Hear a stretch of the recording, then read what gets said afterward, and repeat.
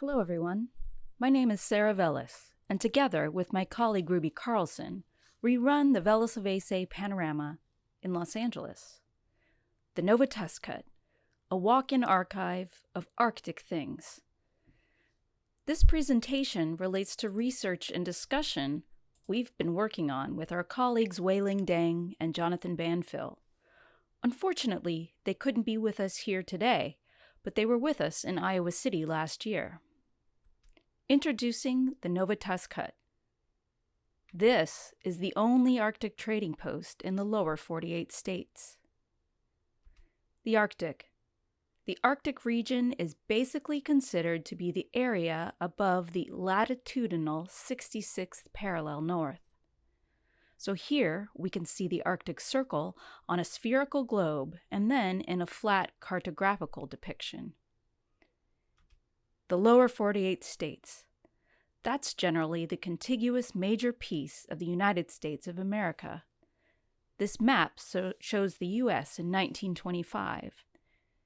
Interestingly, Alaska, Hawaii, and Puerto Rico, and a few other places such as Guam, the Panama Canal, and the Philippines are included as occupied territories of the U.S.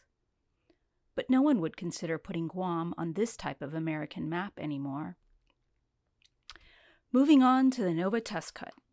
When you go inside this wooden structure, you'll find everything you would need to winter over in comfort and style, including these snowshoes, which were brought by Samuel J. Entrekin on a northern expedition. This archival photograph is from the Chester County Historical Society in Pennsylvania.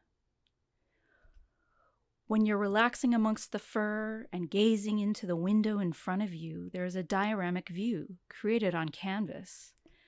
The tundra scene shifts from day to night purely through a change in front lighting and backlighting. It's actually a 10-minute experience. Occasionally, the window emits only darkness. Some people go into the hut and completely miss this scene. Now, this hut is located in beautiful Southern California, home of oranges in winter, the Hollywood film industry, modernist architecture, and so very many freeways. And here, close to the civic center of downtown Los Angeles, is the Nova Tuskhut. This spot is also home to the Velaslavasay Panorama. As a quick overview, we're an institution dedicated to specialty panoramas and other visual immersive experiences. The Velaslavasay Panorama was originally founded by me, Sara Velas, on Hollywood Boulevard in the year 2000. And we've created 4 major panoramas, 3 fully encircling 360-degree panoramas, and 1 moving panorama called the Grand Moving Mirror of California. Currently on view, since 2019, is Shenjing Panorama. This major work is a collaboration with artists from Northeast China, and it's presented in a traditional 19th century Robert Barker style, where one travels down a dark hallway, up a circular stair, and encounters the city of Shenyang, China, 100 years ago, with a full 3-dimensional terrain. This is experienced in an old movie theater. Some of our other programs involve cinema. With this, we offer curious interjections. An example, we showed a film about stalking, cell phones, and urban life. And during these screenings, we invited folks to use their cell phones while they watched Unrequited Love. This series included an exhibit of cell phones in the lobby. We've created a garden for visitors, and we participate in community events, including conferences and street festivals. To see the Nova Tuskhut, you come to the Velaslavasay Panorama. You get a ticket, and you're instructed on the Nova Tuskhut Postal Service. With this, you may write a note and mail a postcard. The postcard created to represent the Nova Tuskhut was heavily inspired by a legendary bar in the California Bay Area called Heinold's First and Last Chance Saloon. Basically, we paid tribute to or ripped off their postcard when we made the Nova Tuskhut postcard. And this is that saloon. It's one of those miraculously dirty bars with all sorts of things on the walls, historic photographs, old hats, and sentimental detritus. Supposedly, author Jack London spent time there, and many sailors heading off to explore or on assignment would leave behind currency pinned to the walls, with the hopes that they could return using the smoke and memory-infused wood as a kind of bank. The idea is that when they got back from parts unknown, they would then come to Heinold's and have a beer and return to life in California. Just next door to the bar is a Yukon hut, which was supposedly made out of some logs from another hut that Jack London might have spent time in the far north in Alaska. When one looks through that little window, there can be seen a dusty bed and some disheveled things, including some snowshoes. Our presentation of the Nova Tuskhut changed dramatically in March of 2020, for obvious reasons. On April 1st, 2020, we sent out this video.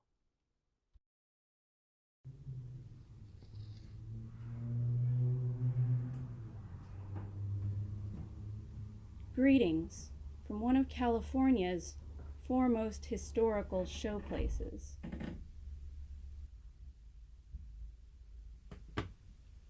Situated in historic West Adams Union Theater is Southern California's only Arctic trading post, the Nova Tuskhut. Installed in celebration of the 2014-2015 Velaslavasay Panorama Polar Year, this small wooden hut has a well-stocked pantry, library, wood-burning stove, bear pelt, picturesque window view, fireside cot, and all one desires to winter over in comfort.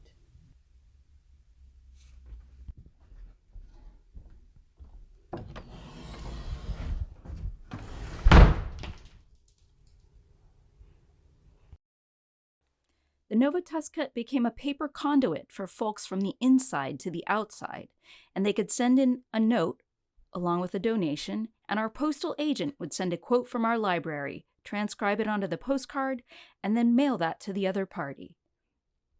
Initially, we thought this service would be for people sending the cards to themselves, but for the most part, during pandemic times, people wanted to send notes to others, so we utilized the library of the Nova Tuskhut in a totally different way. A quote from one of these books. "There remained a rude table, a plank on 2 posts. A heap of rubbish reposed in a dark corner, and by the door I picked up a book. I handled this amazing antiquity with the greatest possible tenderness, lest it should dissolve in my hands." Joseph Conrad from Heart of Darkness in a collection called Youth. These are redacted examples of things sent from the hut. When anybody requested to have something sent out, we dutifully scanned them all, and through several months acquired quite a collection of these postal notes. Why do we have this hut?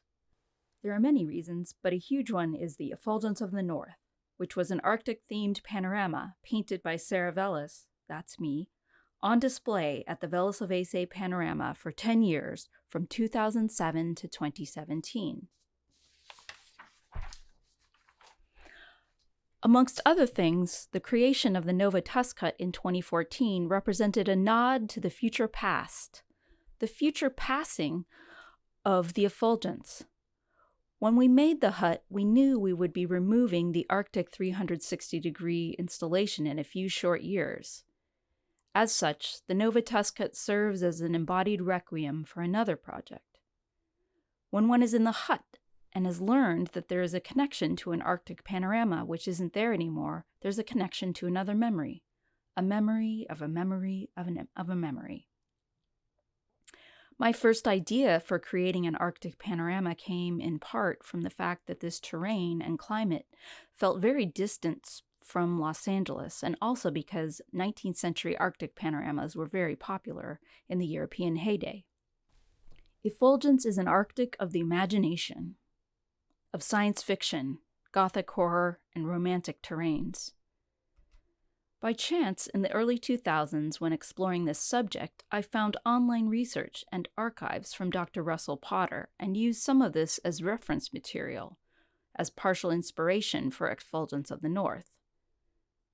Velaslavasay Panorama later worked with Dr. Potter to present the Los Angeles debut of his book Arctic Spectacles, giving an overview of 19th century visual culture in the Arctic, including panoramas. I first met Russell Potter 20 years ago at the IPC Conference in New York. In May 2013, panorama historian and IPC member Sylvia Alting van Gussau presented at our inaugural XYZ Club event on Amsterdam's panorama Nova Zembla. Further anticipating the deconstruction of Effulgence, we claimed 2014 to 2015 as the Velaslavasay Panorama's polar year. To inaugurate the season, a presentation by Colin Dickey highlighted London's Spitsbergen panorama, which many of you might know was the first Arctic panorama ever made. We returned to working with Russell Potter and his colleague Ken Harper to create an exhibit about a woman named Nancy Columbia. She was born in the United States. She was of Inuit descent, but born at the Chicago World's Fair of 1893. This is Nancy. This is an object from Ken Harper's collection, a souvenir coin purse. And this is the hut where Nancy was born and grew up. You can see her as a baby right there. I don't think that a hut ever existed like this in the Arctic, and I don't think that children on a sleigh were ever pulled by a bear in the Arctic like this. But this is the way it was presented at the Chicago World's Fair, and there's a lot more to say about that direction of activity, but I won't go there now. Nancy and her colleagues who were doing the World's Fair circuit ended up in Southern California as part of a tourist attraction, and unfortunately their Eskimo Village burned down on the pier. Nancy got into the movies. And in one way, the hut works as an inversion of what Nancy experienced while living at the World's Fair. Because she was purely put on display, but when a person comes into the Nova Tuskhut, they become part of the exhibit themselves, interacting with objects in the display. Nova Tuskhut inspired us to create Mush to the Movies, a polar film club, in partnership with Los Angeles Film Forum. These screenings had Arctic and Antarctic themes. All attendees were issued a polar passport and received a stamp for each event. If one attended all 6 screenings, they won a chance to winter over and spend the night. 2 people gained the opportunity to do this. Only one of them took us up on it. Who exactly made this hut and why? We're not really going to get to the bottom of that today, but here are a few pictures of us making the Nova Tuskhut, with Ruby and I and our colleague, Oswaldo Gonzalez. This is the facade that we created. And this is the hut in its final state. The door works perfectly. When we first displayed the Nova Tuskhut, it brought to mind another type of art installation, because for the first 4 months we showed it like a peep show. Visitors looking into the door saw this WP-era Eskimo diorama through the peephole, but kind of inverted because the people looking back at us were sort of strange and fish-eyed, peering back at us, wondering why they were stuck behind glass. At the Philadelphia Museum of Art, there is a permanent Duchamp installation which has a peephole, and when you look through that peephole, it gets a little bit blue. There's a naked woman. She's waxen, faceless, doesn't have any hair, and she's holding a lamp. And even though it's seemingly simple, Duchamp had some very particular instructions about how this was to be displayed. He worked on this for years in secrecy, his last final work. And there's some very heavy documents on how to create and display this down to the exact angle of where her hand is and the lamp. And well, look at that. We've got a lamp in our hut as well. Duchamp is famously known for an installation called the Fountain, and that brings us to the toilet. This is an installation we discovered later, but has great resonance with our Nova Tuskhut. Ilya and Emilia Kabakov made the toilet for 1992's Documenta. This was a very avant-garde art show for which they made a nasty public Soviet toilet. When visitors went in there, I don't think they were supposed to actually use the hole, but they experienced a kind of curious mashup between a house museum and a disheveled public toilet.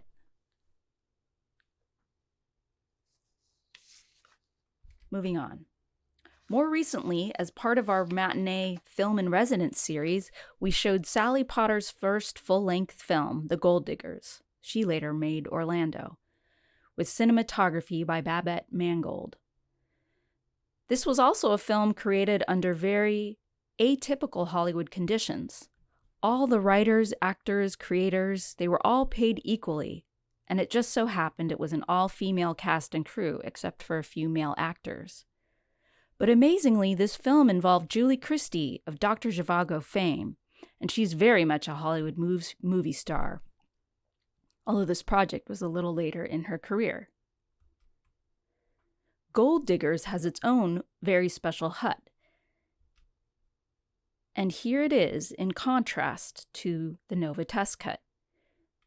We created another postcard to commemorate this pairing. And now on to my colleague, Ruby Carlson. Next, we're going to show two clips.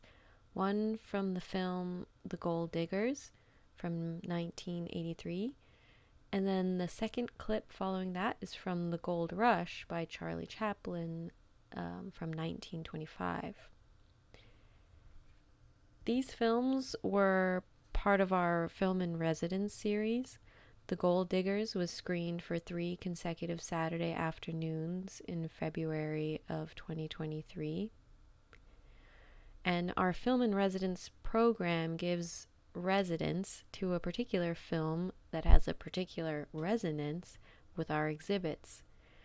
And so The Gold Diggers shows how the Nova Tuskhut installation can come to life or be put into motion in some way through ancillary programming.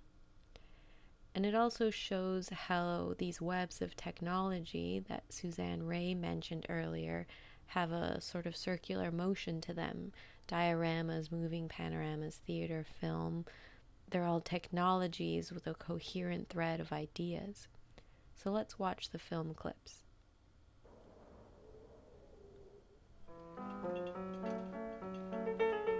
I'm born in a beam of light. I move continuously, yet I'm still.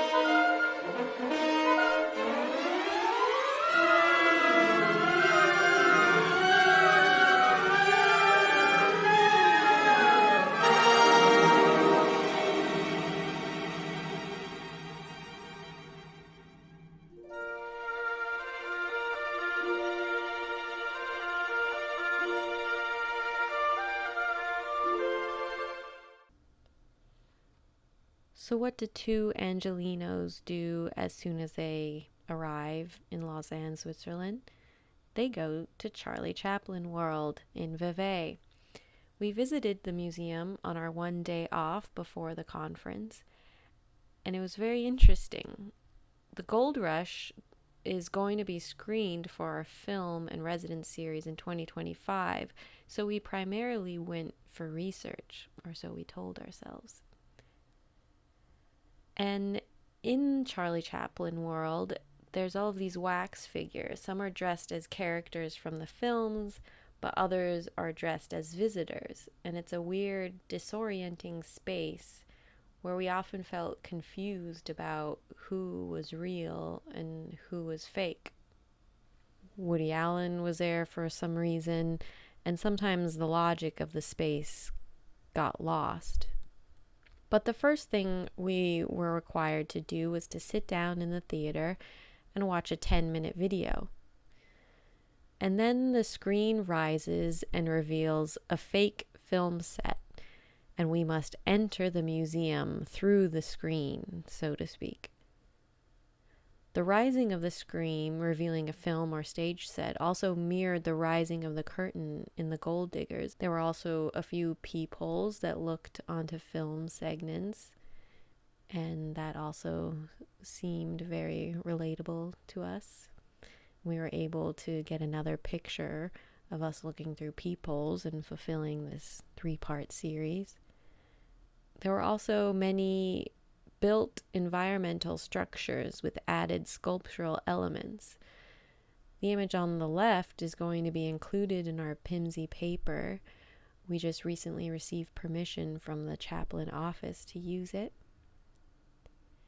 And again, we felt at home in their constructed hut, although their icicles are made out of felt fabric, which we personally would never let ourselves get away with, but that's an aesthetic choice, I suppose. But all of this leads us to the question of how do we archive or preserve for future generations the Nova Tuskhut before it goes away? We host the 3D Film Club of Los Angeles. They have their monthly meetings in our theater, so we are regularly around experts that we could ask about digitizing and having some digital versions be available in 3D. But there are other ways of documenting things, and we're interested in exploring all of the ways. One way we are currently exploring is through our paper in the PIMSy, writing about the hut, publishing on it, working on texts with our colleagues John Banfill and Weiling Deng.